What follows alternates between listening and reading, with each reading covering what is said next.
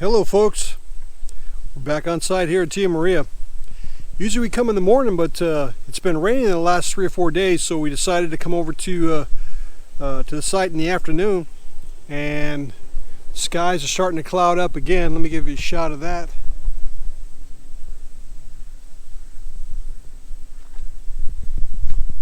So we're going to try to see if we can get a little bit of footage on the progress of our build while it's not raining anyway. Let's head on over to the site and see what's going on.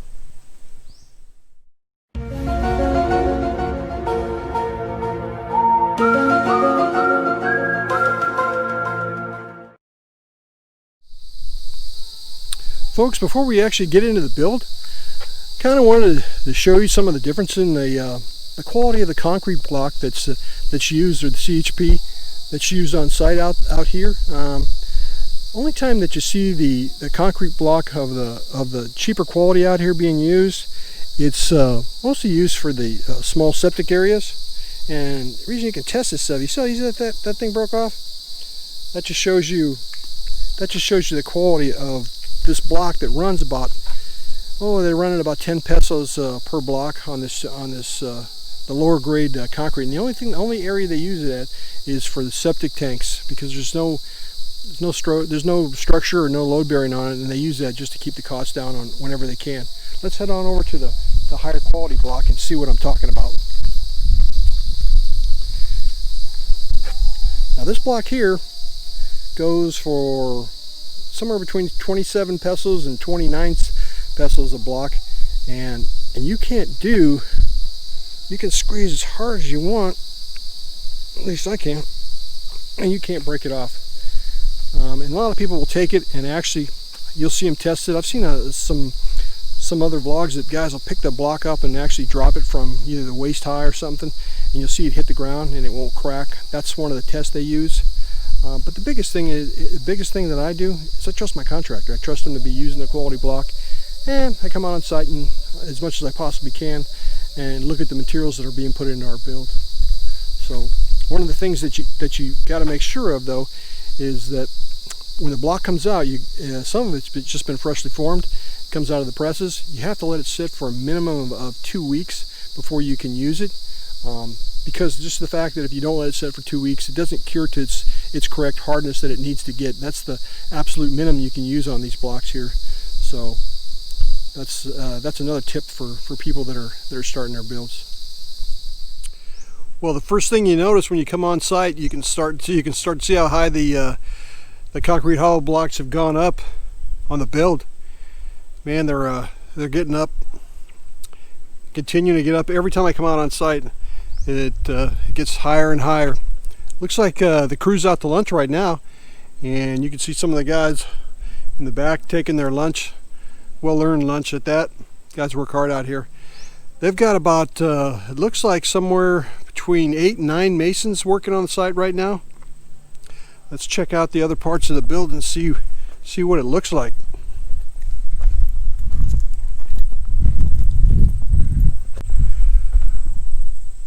Well, the main thought process behind this, behind what our builder's doing, is continuing to go up.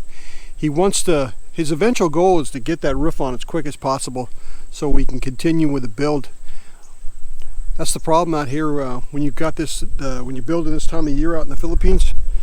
And if you have a roof like our neighbors do next door, it's awesome, because you can continue to work. You can work inside when the weather doesn't allow, and when the weather is good, then you can take care of the work that needs to be done outside, especially like the plastering and things like that. It goes on and on. The type of work that you need.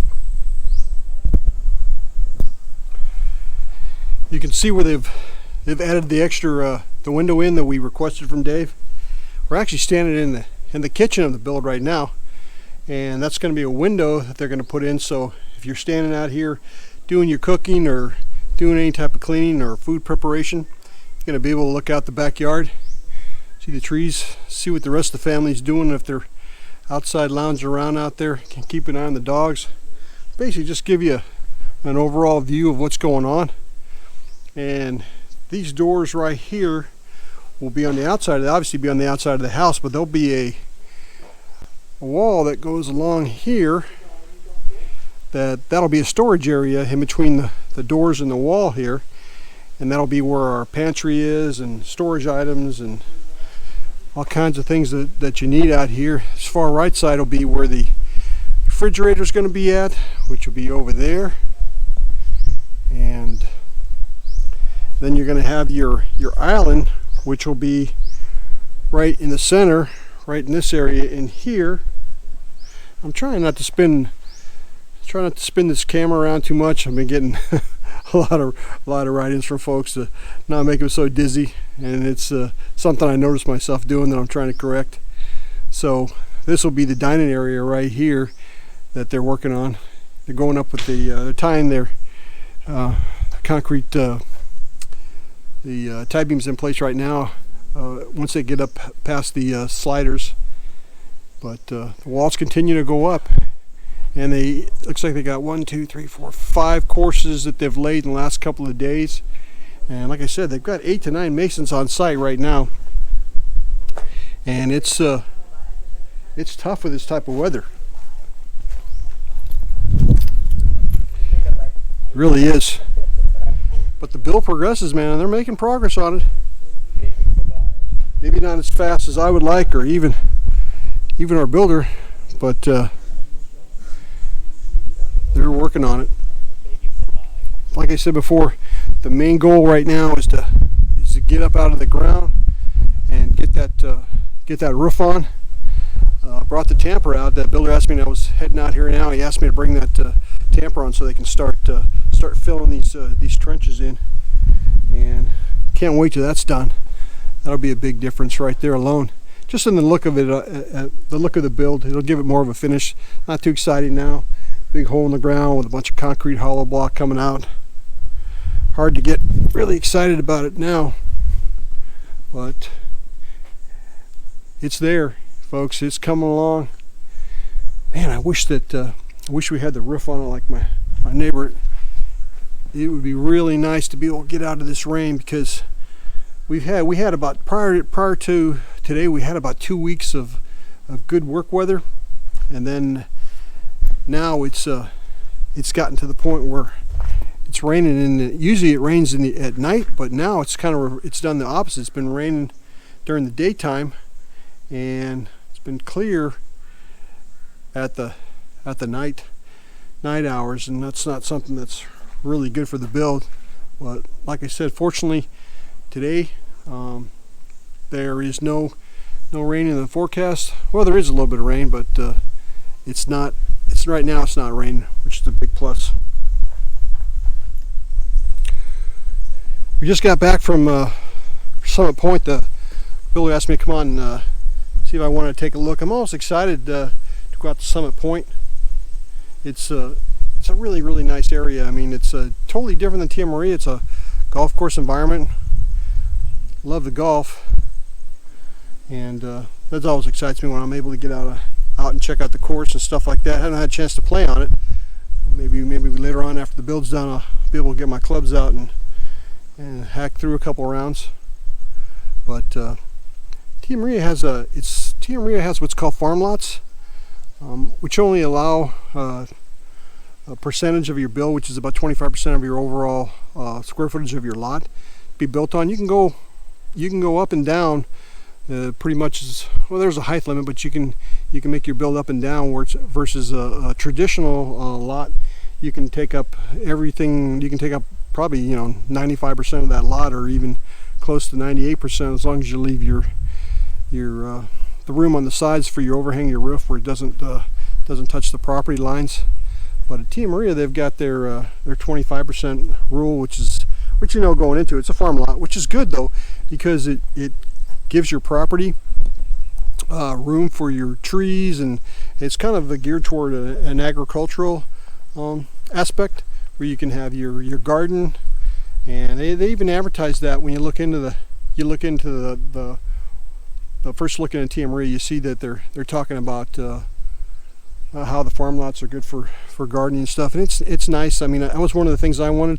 We actually pushed the house back further into the lot than it was originally set off, so I'd have more front yard space. And out here in the Philippines, there's the lots are a lot smaller. They build on the majority of the lots versus what they do back in the States, where the lots tend to be bigger, because property in the Philippines is harder to come by, and as a foreigner you can't own it anyway, so it's just for the locals.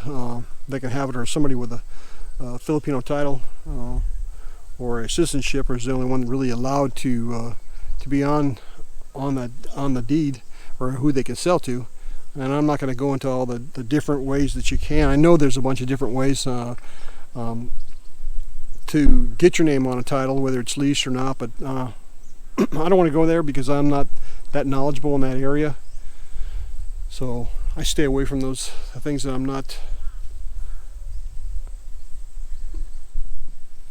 So having a farm lot in Tia Maria has its advantages, because one, the taxes are lower than a traditional lot too, because you're only paying on, from what I understand, you're only paying on the percentage that you actually build on, or the rates reduced quite a bit. As far as your property taxes go, I haven't paid them yet, because like I said, you have to have a house and have it assessed and all that stuff before they. But one of the big advantages of owning a farm lot is you actually have a bigger lot. And it's supposed to be used for agricultural purposes, like gardening, or trees, or if you want to put your fruit trees out and you want to have a little garden out, if you want to have a greenhouse, that stuff is all pretty acceptable. They don't allow you to build on the entire portion of the lot. Again, it's like 25% of your square footage. Now that doesn't include what goes up or down, so that's all factored into your build. But to me it's a good thing, because it gives me more of a feel, at least me, it gives me more of a feel toward what it's like back in the States, where you had more property, and the bigger lots were really sought after. Versus if you go to, like we were at Summit Point this morning, the lots are smaller, but they're well manicured and totally different mindset. A different type of clientele is going to choose Summit Point versus coming out to Tia Maria. I chose Tia Maria because I liked it. It looked like a little paradise, or like a little jungle, which I thought was awesome. Once you carve your little niche out here, you could have your room for your family. Could have its room, have its own little play area, and your dogs can enjoy the lot instead of cramped on these small cement structures that a lot of these dogs are out here in the Philippines. Or they put them in their crates and keep them in a kennel, and I like to let mine run, get some room. So that's another big plus with the farm lots. And plus, in general, it's a quieter atmosphere, because you have less people per square meter out here, because they can only build on so much of the property itself. And the lots out here at Tia Maria are all about the average size is about 750 square foot. There's some that are more, some that are over a hectare. Some that I don't think very few of them are much less than that. Most of them are in that range. Mine is in the 831 square foot or square meter range. And I'm not sure what my neighbor has across the street over there, but I think it's close to what mine is as well. So that's a big plus to building out on a farm lot. Again, a lot of people would say, hey, I'd rather pay less and less per square meter and have a smaller lot, and then where I could buy another lot adjacent to it or next to it. Again, that's a personal call. I like the advantages that the farm lot offered to me. That was one of the draws to coming to this type of a subdivision. So that's something for you guys to think about if you're planning on retiring or coming out here to live or work in the Philippines, is to look at the different types of farm lots that they have going on, different types of lots in general, whether you want to buy in a subdivision that doesn't have farm lots, or subdivision that's in a golf course, or subdivision that's not. We've got friends that are in individual tracts that don't have HOAs, and we have people that we know that live in a like I said, the Summit Point area, and it's a very, very nice area. Enjoy going out there all the time. Actually considered purchasing out there at one time. So it's just It's all different. Everybody's got their own individual things they like to do and what they're looking to get out of their property and what type of lifestyle they want to live. Again, that's all personal choice. Well, folks, we're heading out for the day. Luckily we caught a little piece of time out here. The rain wasn't coming down. It started sprinkling when we first got out here. It was sprinkling this morning, or raining this morning, where we couldn't film. So I'll try to keep you guys up to date on the progress of our build. But until then, if you like what you see, hit that please hit that subscribe button, and we'll keep getting those videos out to you. Take care now, folks.